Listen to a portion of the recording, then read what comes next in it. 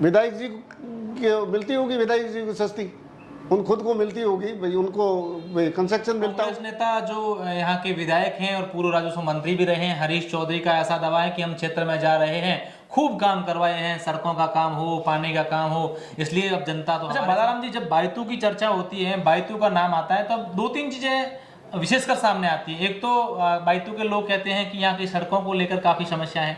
दूसरा यहाँ होता है कि लोग पुलिस थाने के काफी चक्कर निकालते हैं, बायतू में इस तरह घटनाएं खूब होती है। नहीं लगता बालाराम जी को इस पर अंकुश लगना चाहिए? बजरी का आपने जिक्र किया, आपके विधायक कहते हैं कि पूरे प्रदेश में सबसे सस्ती बजरी तो बाड़मेर में। नमस्कार, मैं हूं अशोक शेरा और आप देख रहे हैं नेताजी ऑनलाइन। आज हमारे साथ एक ऐसे नेताजी हैं जो पिछले 40 सालों से अधिक के समय से एक ही पार्टी में अपनी तमाम प्रकार की सेवाएं दे रहे हैं और इस बार उस विधानसभा से दावेदारी कर रहे हैं जिस विधानसभा पर पूरे मारवाड़ की नजर रहती है। मारवाड़ की नजर इसलिए रहती है क्योंकि वर्ष 2018 में इसी विधानसभा चुनाव में भारतीय जनता पार्टी तीसरे स्थान पर रही थी और राष्ट्रीय लोकतांत्रिक पार्टी और कांग्रेस की टक्कर भी। इस बार ऐसे दावे किए जा रहे हैं कि इस विधानसभा क्षेत्र से भाजपा मजबूत है और आप भारतीय जनता पार्टी से दावेदारी कर रहे हैं। जी हां, मैं बात कर रहा हूं बालाराम मूड की। बालाराम जी, सबसे पहला तो मेरा सवाल यही रहेगा आपसे, कैसी तैयारी चल रही है इस बार 2023 को लेकर? इस चुनाव 2023 को लेके मतलब बायतू विधानसभा में पूरे कार्यकर्ता एकदम सक्रिय है और जोरदार तैयारी चल रही है और भारतीय जनता पार्टी का विजय होगी, ये विश्वास के साथ कहता हूँ।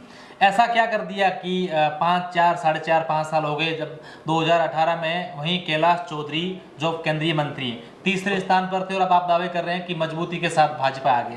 क्या ऐसा जनता के बीच आप लेकर जाए और क्या आपको लग रहा है कि वो काम, उस काम से जनता है वो संतुष्ट नहीं थी, इसलिए हम लोग अब आगे? पिछले चुनाव में भारतीय जनता पार्टी तीसरे स्थान नहीं रही थी। तीसरे स्थान का कारण हमारा भारतीय जनता पार्टी के उम्मीदवार किशोर सिंह जी निर्दलीय हो गए, तो उस हिसाब से मतलब 27-28 हज़ार वोट वो ले गए, वो मूल बीजेपी के वोट थे। इसलिए मतलब अगर किशोर सिंह जी नहीं होते तो वहाँ भारतीय जनता पार्टी कमज़ोर नहीं थी, भारतीय जनता पार्टी जीतती। और इस 4 साल में भारतीय जनता पार्टी और मैंने सभी कार्यकर्ताओं ने मिलने, जब से विधानसभा के चुनाव होने के बाद से मैंने पूरी जनता के बीच में मतलब जाना, जनता का छोटा मोटा काम करना, किसानों के लिए आंदोलन करना, बिजली के लिए आंदोलन किया और कई तरह के जो आप भी 1-2 आंदोलन में वहाँ आए, मटका फोड़ आंदोलन, इस तरह से लोगों की हर समस्या मैंने सुनी और लोगों के घर घर में गया। और आप कहीं भी रोड पे चलते कोई नन्हे बच्चे को पूछोगे तो मेरा बता दे के बालाराम। अच्छा बालाराम जी, हम समस्याओं को लेकर, क्षेत्र की कार्यों को लेकर बाद में बात करेंगे। आपने अभी जिक्र किया कि किशोर सिंह कानोर ने आपका उस समय 2018 में समीकरण बिगाड़ दिया था।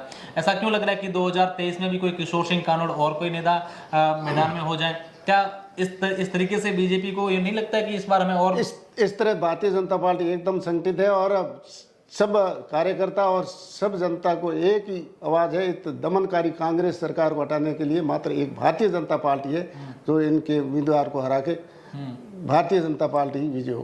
पर कांग्रेस नेता जो यहाँ के विधायक हैं और पूर्व राजस्व मंत्री भी रहे हैं, हरीश चौधरी का ऐसा दावा है कि हम क्षेत्र में जा रहे हैं, खूब काम करवाए हैं, सड़कों का काम हो, पानी का काम हो, इसलिए अब जनता तो हमारे साथ है। काम हरीश चौधरी ने जो काम कराए तो वो सब जनता जानती है और सब जनता के बीच में है। क्या नहीं करवाया? उन्होंने सब काम सिर्फ अपने लिए किया है, ठीक है, रिफाइनरी में ठेकेदारी, कैन में ठेकेदारी, इस तरह का काम किया, बाकी जनता के बीच में न तो गए। आप उनका पूरी सोशल मीडिया देख लो, मेरी भी सोशल मीडिया देख लो, फेसबुक देख लो, जनता में कितने गए। अब उनको जनता याद आई है, विकास के काम बायतू में कोई हुए ही नहीं, अब उनको जनता याद आई है।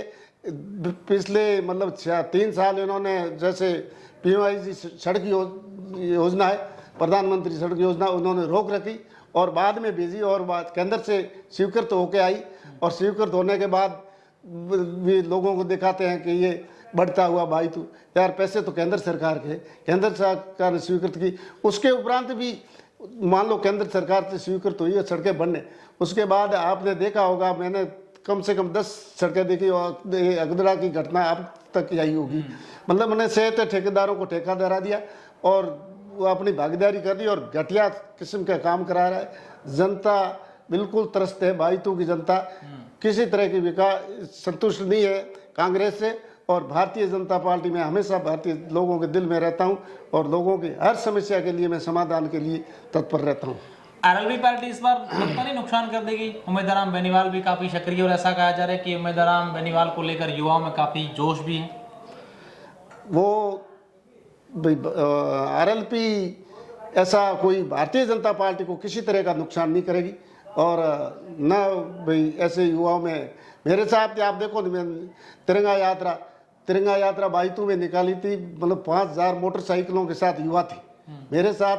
आज की स्थिति में युवा सबसे मेरे साथ है, उनको विश्वास है अगर बालाराम जी एमएलए बनेंगे तो युवाओं की सुनने वाला एक ही है जो बिल्कुल ईमानदारी से उनको कहीं रिफाइनरी में काम करना है, न कैन में काम करना है, सिर्फ मात्र युवाओं के लिए काम करना है। अच्छा, बालाराम जी एमएलए बनेंगे ये तो आप कह रहे हैं, एमएलए बनने के लिए टिकट लानी पड़ती है। बालाराम जी मूंट के ऊपर शीर्ष नेतृत्व का आशीर्वाद तो है, टिकट विकेट तो कंफर्म हो चुकी है मेरे पास, क्योंकि कई नेता हैं मेरे पास मेरा आशीर्वाद बाईतू की जनता का आशीर्वाद है और मैंने बाईतू की जनता का पूरा हर साथ में रहा है और जनता शीर्ष नेतृत्व तक आवाज़ पहुंचा दी है और शीर्ष नेतृत्व को भी ध्यान है। मैं 40 साल से भारतीय जनता पार्टी की ईमानदारी से सिर्फ संगठन के लिए मेरी सबसे पहली प्राथमिकता है भारतीय जनता पार्टी की मैं मेरी माँ के रूप में समझता हूँ और हर मतलब 100 घंटे मेरी गाड़ी की डिक्की खोलते ही आपको सिर्फ भारतीय जनता पार्टी का ही मिले, मतलब हर दुपट्टा को, झंडा को, तस्वीर को, सिर्फ आप कहीं भी खोल दो, कहीं भी जाओ मेरी गाड़ी में ये मिलेगा, सिर्फ एक दिमाग भारतीय जनता पार्टी। अच्छा, बालाराम जी मूंट को क्या लग रहा है कि इस बार जनता के बीच जाएंगे, अपने जो वोटर्स हैं उनके पास जाएंगे, किन मुद्दों को लेकर जाएंगे? वो समस्याएं हैं या वो विकास के कार्य जो नहीं हुए हैं? बालाराम जी को लगता है कि ये काम नहीं हुआ, अगर मैं विधायक बन गया तो ये काम मैं प्राथमिकता से करूँ। मैं विशेषकर मेरा एक सपना है, सबसे बड़ा सपना है, मतलब मैं सबसे पहला प्रावधान रखूँगा मैं जब भी विधायक बनूंगा, मतलब नर्मदा का पानी, नर्मदा जो अभी भाई गुड़ामालानी तक है और उनका पानी बिल्कुल वेस्टेज जाता है। नर्मदा का पानी सिंचित बाईतू से सिणदरी से बाईतू, बाईतू से कौनोट से गिड़ा होते हुए खोखसर होते हुए शेरगढ़ तक पहुँचे। इस नहर, अगर ये नहर हो जाती है तो जैसे इंदिरा गांधी नहर की तरह ये पूरा सिंचित एरिया सिंचित हो गया। ये मेरा सबसे पहला प्राथमिक और मेरा सपना है। तो इन्हीं प्रकार के और दूसरे बाटियाडू में मेरे को भाई नवोदय केंद्रीय स्कूल और बाईतू में केंद्रीय स्कूल नहीं है। हाँ, बाईतू में केंद्रीय स्कूल अभी स्वीकृत हुई है, कैलाश जी ने कराई है और वो अभी जमीन का हो जाएगा।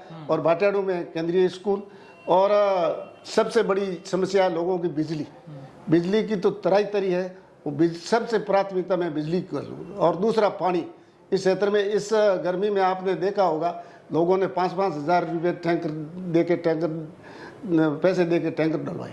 अच्छा, बालाराम जी, जब बाईतू की चर्चा होती है, बाईतू का नाम आता है, तब 2-3 चीजें विशेषकर सामने आती है। एक तो बाईतू के लोग कहते हैं कि यहाँ की सड़कों को लेकर काफी समस्या है। दूसरा यहाँ होता है कि लोग पुलिस थाने के काफी चक्कर निकालते हैं। बाईतू में इस पर घटनाएं खूब होती है। नहीं लगता बालाराम जी को इस पर अंकुश लगना चाहिए?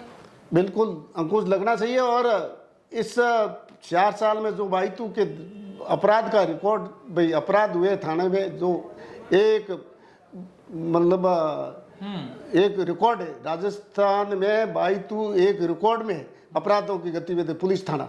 और बाकी तो मैं क्या कहूँ, आपने देखे ही होंगे ये एनकाउंटर की घटना बाईतू में, क्या बिहार में सुनते थे लोग होते, मगर ये बाईतू में होने लगी। ये बहुत शर्मनाक बात है। ये मतलब इस कांग्रेस सरकार की असफलता है। अच्छा, बालाराम जी के पास जब लोग आते हैं, कई प्रकार के आप जन सुनवाई भी करते हैं, लोगों से मिलते भी होंगे, आप कहते हैं कि लगातार आप क्षेत्र में जाते हैं, दौरे पर रहते हैं, हम फोटो भी देखते हैं, क्या लोगों की प्रमुख समस्या लगातार सामने आती है कि बालाराम जी बस ये तो आप करवा दो, बाकी हमें कुछ नहीं चाहिए? ऐसी कोई एक विशेष बात आपके जहन में या लोग जो आपको बार बार कहते हो? बिल्कुल, बिजली, पानी और बजरी, ये तीनों बहुत मेन समस्या है लोगों के। आप देखो, लाइट बिजली की तो ऐसी स्थिति है, तूफान आए ने 2-2.5 महीने हो गए, लोगों के हाल तक खंभे और ट्रांसफार्मर नहीं लगे।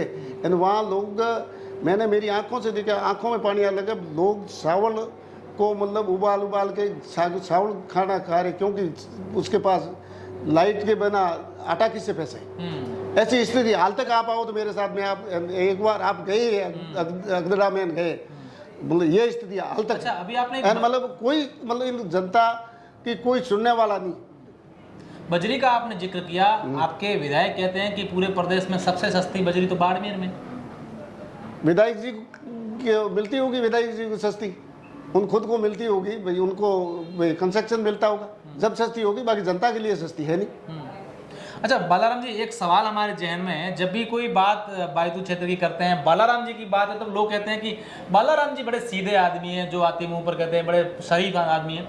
ऐसा क्या बालाराम जी ने लोगों को पाठ पढ़ा दिया कि लोग आपको काफ़ी तारीफ करते हैं? जब भी किसी को पूछे कि बालाराम जी हमारे ठीक है, सही बात। मैं 20 साल से जनता के बीच में, 20 साल से जो भी कोई मतलब राजनीतिक रहता है ना, उसकी मतलब बुराई भलाई होती है, मगर मेरे भगवान की मेहरबानी से जनता के साथ इस तरह का व्यवहार है, बिल्कुल न तो किसी से दुश्मनी, और किसी ने कहा हाँ उसका काम करने की कोशिश की, भगवान की मेहरबानी में सत्ता में हो नो, मेरे पास जो व्यक्ति काम लाया उसका मतलब लगभग किसी हिसाब से काम हुआ, और किसी को मैंने मेरे मुंह से ना तक कभी दिया नहीं। और लोगों में सबसे बड़ी पैठ है, मैं कहीं जाता हूँ ना कि बालाराम घूमे हैं पण मोटी, झूठ को बोले तो झूठ बोले टाल एमएलए घूमड़ी से।